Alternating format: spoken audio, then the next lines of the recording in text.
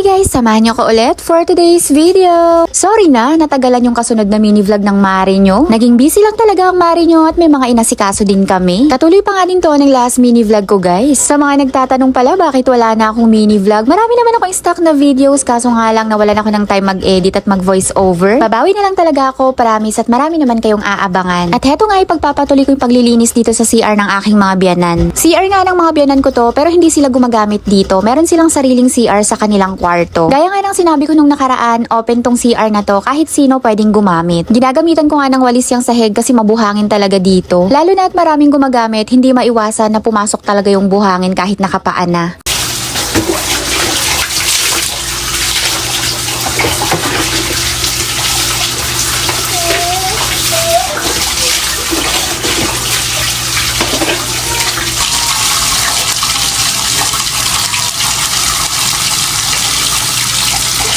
Dahil para sa lahat naman tong CR na to, ang pinaka-importante sa akin is yung bowl. Lalo sa ating mga babae kasi umuupo tayo dyan. Hindi ko man malinisan araw-araw yung buong CR. Ang importante yung bowl. Lagi ko siyang kinukuskus araw-araw talaga.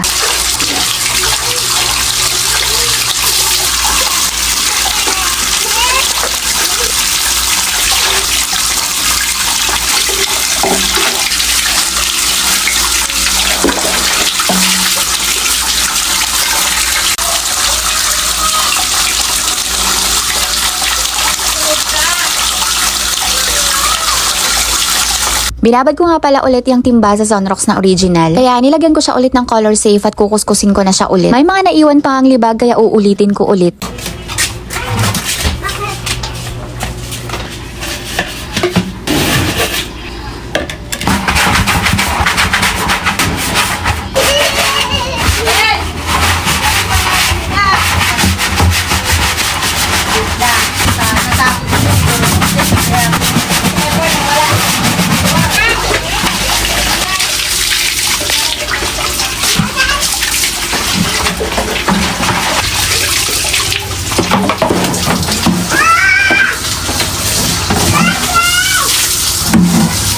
Next ko namang lilinisan yung patungan ng mga shampoo at sabon. Nakuskus ko na nga din yan nung nakaraan, maintain na lang. Kahit pala nalinisan ko na siya, hindi halatang nalinisan kasi napabayaan. Nagkaroon na siya ng mga mantsa na hindi na matanggal sa kuskus.